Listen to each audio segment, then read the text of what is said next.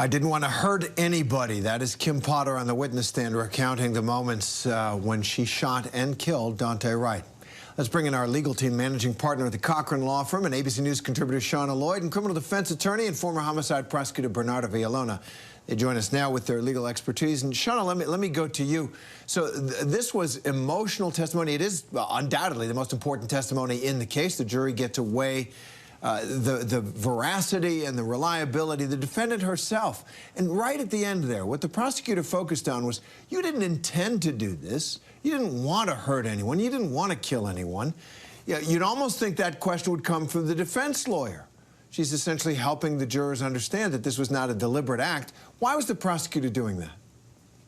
I think it was a really smart tactic, because what it did is it took away this idea that this was ever deliberate. We are all in agreement that this was not a deliberate act. The question was whether or not it was a reasonable act, whether or not she was following her training that they've been pointing out she has 26 years of experience. So that's what I think that this particular prosecutor was attempting to do.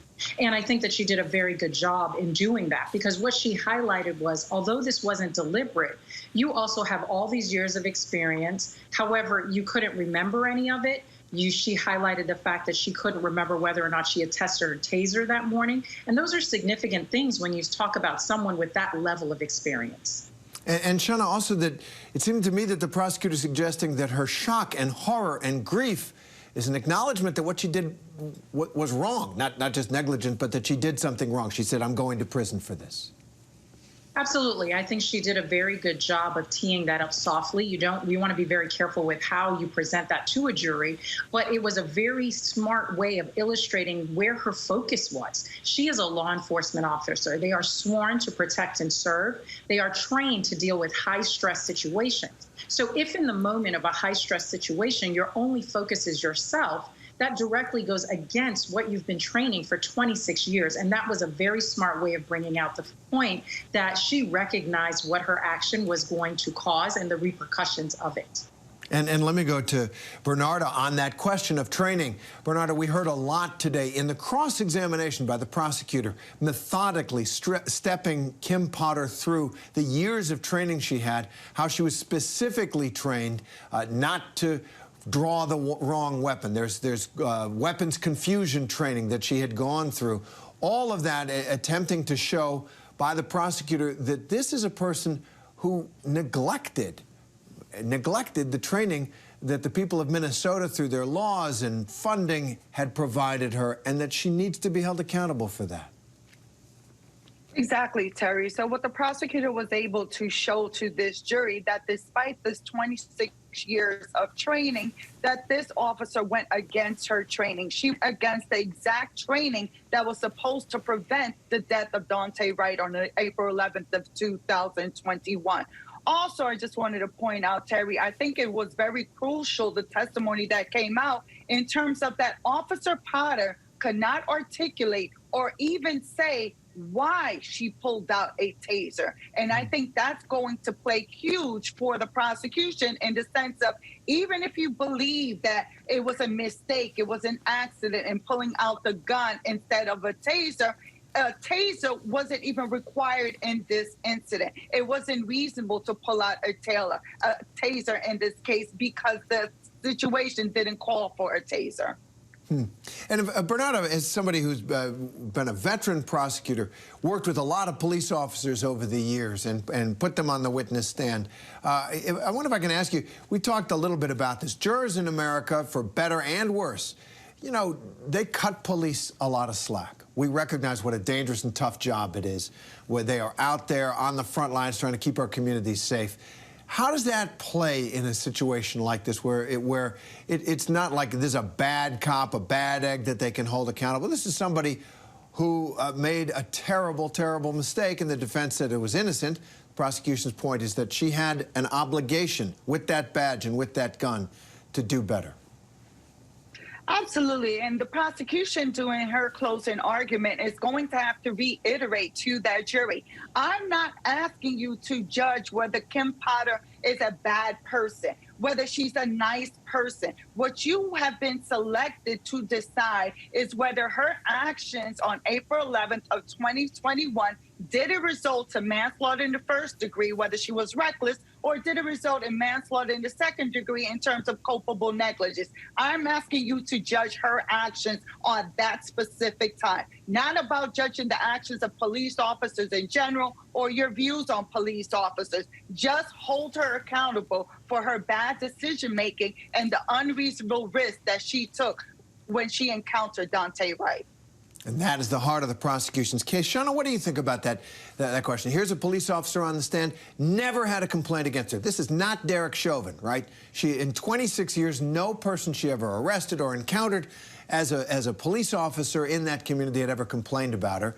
Do you think jurors will credit her? Will they buy into what the defense is trying to say is a good police officer and an innocent mistake, or will they take a look at what the prosecution was trying to show? She was trained precisely not to do what happened. You know, Terry, that's interesting because I think that most law enforcement, when they go into trial, are given a certain amount of credit because the jury understands that they have a very hard job to perform and that they put their lives on the line. And so I think they tend to give them a little bit of credit from the beginning of the trial.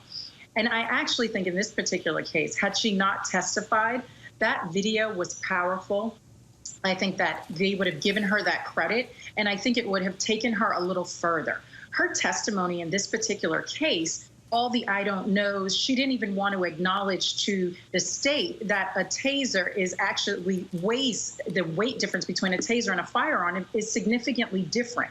I think that she ended up discrediting herself a bit by doing that. Juries understand that you're under a high stress situation and you may not remember everything, but when you don't give on the obvious facts, it takes away your credibility for the other areas. And so I think that she actually did herself a very big disservice by getting on the stand and refusing to even acknowledge the basics. You've been trained for 26 years. There are certain things that you should remember. And so when you start getting on the stand saying, I don't know, or I can't remember about everything, I think that comes across as disingenuous and it discredits you to a jury.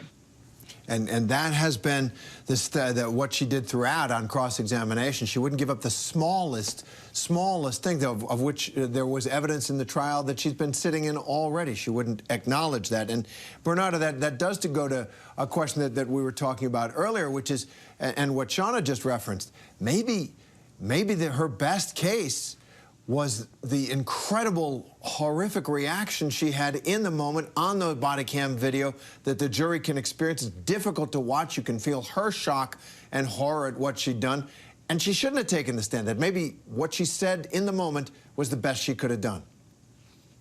Exactly. But the problem is, Terry, is that doing opening statements and actually doing jury selection, the defense made a promise to this jury that they were going to hear from Kim Potter. So once you make that promise to that jury, you must deliver. This is exactly why you don't tilt your hand in jury selection or opening statements, whether your client's going to testify, because you don't know how the evidence is going to come in. And in this case, she did not need to testify because that video, the body-worn camera, was so compelling. And there's no way, even though she tried to recreate that same emotion from the body-worn camera, she wasn't able to do it in front of this jury, and she did not come off as credible. While she was on the stand, she was the master of her own fate, and I think she did herself in by testifying. And there are also, thank you, Bernarda, there was also that period in cross-examination. Let's take a look at it where the prosecutor went back to specific acts in the days leading up to the shooting of Daunte Wright. Police officer Kim Potter had failed to do just basic care required by the regulations of the department with the taser. You're supposed to spark test your taser, make sure it's safe, and make sure it will be usable when you need it. And it turns out she was pretty sloppy with that kind of care in the days leading up to the killing of Daunte Wright. Let's listen to that section of the cross-examination of Kim Potter. All right, you can take that down. You were asked some questions on direct about spark testing, the function test of the taser. The policy says that you should do that before the beginning of every shift, right? Yes. And you didn't do it the last 2 shifts that you worked, correct? That's what the documents say. Right. You didn't do one for the last 4 of your last 10 shifts that you worked, in fact, correct? That's what the documents say? Which dates? You didn't do it on March 27th, correct? I guess. You didn't do it on March 28th. Your Honor, I object to this cross-examination if she doesn't know. All right. Okay, one-word objections, please. If she doesn't know, she can say she doesn't know. The documents show that you didn't do a spark test 4 of your last 10 shifts. You have no reason to dispute that, right? No. And the day of this incident on April 11th, you didn't do a spark test that day, right? No. According to the documents. And even though, that day was a slow and uneventful day at the beginning of the day, right? I don't know. I don't have a log. Well, you told Dr. Miller that that day started as a slow and uneventful Sunday, right? I don't know if I did or not. Well, 2 things there. You do get a sense of how she just wouldn't even acknowledge, the basic facts of things she'd already said, and would not acknowledge things that were in the record. She was really pushing back on every single question almost from the prosecutor. But Channa, that picture that the prosecutor painted day after day in the days leading up to the shooting of Daunte Wright, just basic, regular order in handling the weapon, the taser, she didn't abide by. What picture does that paint for the jury of Kim Potter and how it might relate to these involuntary manslaughter charges?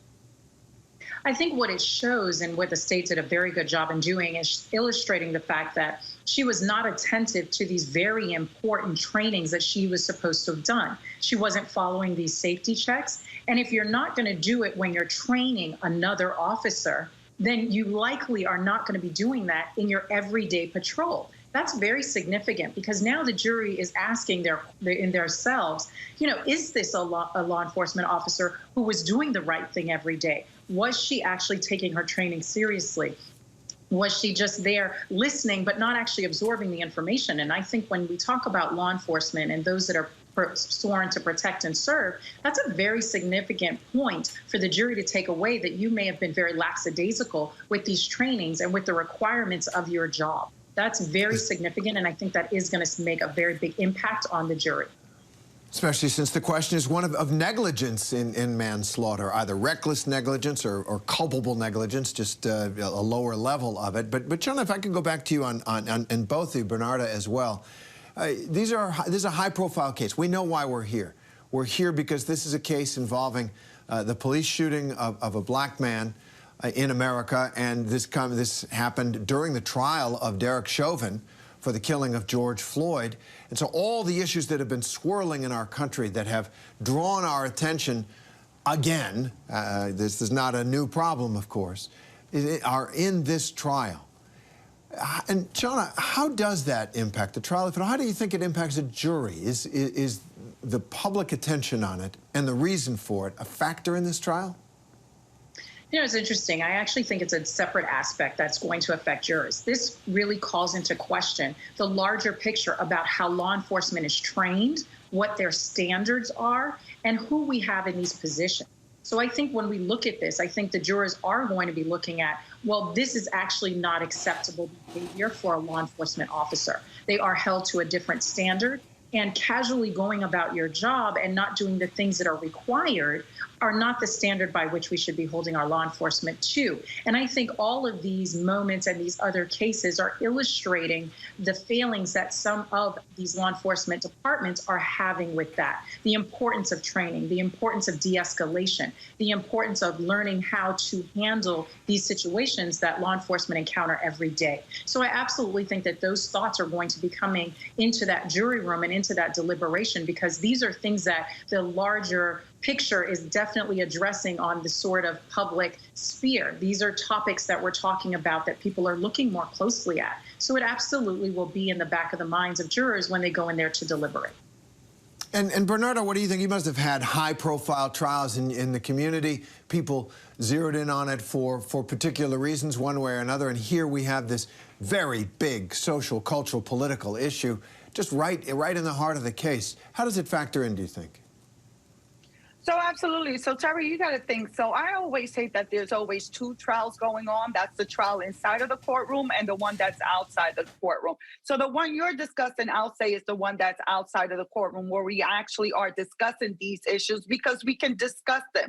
While inside of the courtroom, they're not being questioned, these witnesses, about these issues. That's not being addressed during opening or closing argument. However, I will note, remember that the defense attorney doing direct examination, Kim Potter, tried to bring in those issues into this trial by saying, well, during the time, wasn't the climate hot because of what was going on with George Floyd? Remember that question, even though that question was sustained. However, I would say, just like Channa stated, this brings a lot of light into the training that is needed by police officers, the criminal justice system, how it has a lot of issues and how the criminal justice system is broken, and also emphasizes and show why is it that people are scared when they're stopped by police officers. Terry, look, I was a prosecutor for 16 years, and I can tell you this, I get nervous when there's a police car that is behind me. And I'm not even doing anything, but it's because of the traumatic experience of all these cases that we've seen, and also my upbringing and seeing the bad acts of police officers that actually causes me to act this way. So just imagine anyone else who's not in law enforcement, how they would feel.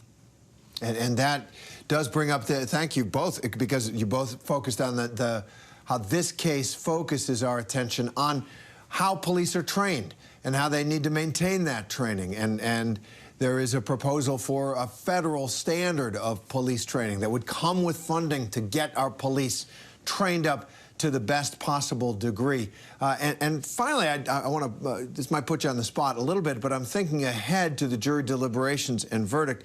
The charges here: first-degree involuntary manslaughter, second-degree involuntary manslaughter, one for reckless negligence, as if someone was just so reckless and speeding or whatever that a death resulted and they ought to be held accountable for it. The other, culpable negligence, the low, you weren't paying enough attention to what you were doing. And I wonder if there is a guilty verdict in this case. Channa, if I could go for you, does prison time make sense for a person who had 26 years as a police officer and no complaints, no bad actor police officer as far as we can see, but a young man is dead? I don't know exactly what the law is in Minnesota, but if you have a sense of how manslaughter, involuntary manslaughter at this level might work, and just the question of justice, is prison time appropriate, do you think?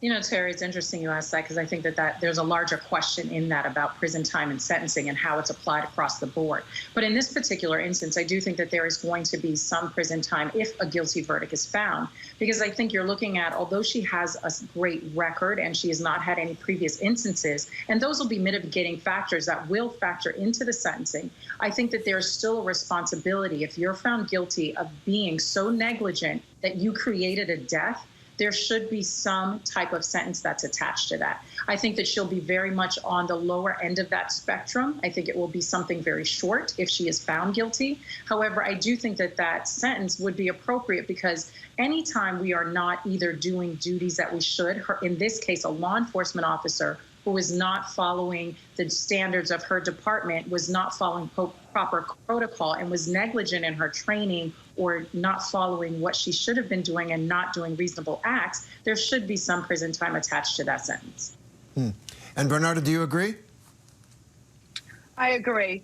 Well, you got to think in this case also, Terry, that for manslaughter in the first degree, the maximum sentence that she can get is 15 years. For manslaughter in the second degree, the maximum sentence is 10 years. So when you're talking about sentencing someone, one of the huge concepts that you take into account is deterrence. And when you're talking about deterrence, you have to give a sentence that would deter this type of behavior from anyone attempting to engage in this type of behavior, for people to be more conscious in their behavior, for police officers to be more conscious in their behavior. And the way that you do that is by issuing a sentence. Is it going to be a maximum sentence? I highly doubt it, despite the prosecution looking for enhancements if former Officer Potter is found guilty. I think it's going to be on the very low end because it's also not an intentional crime. It's one of negligence or recklessness.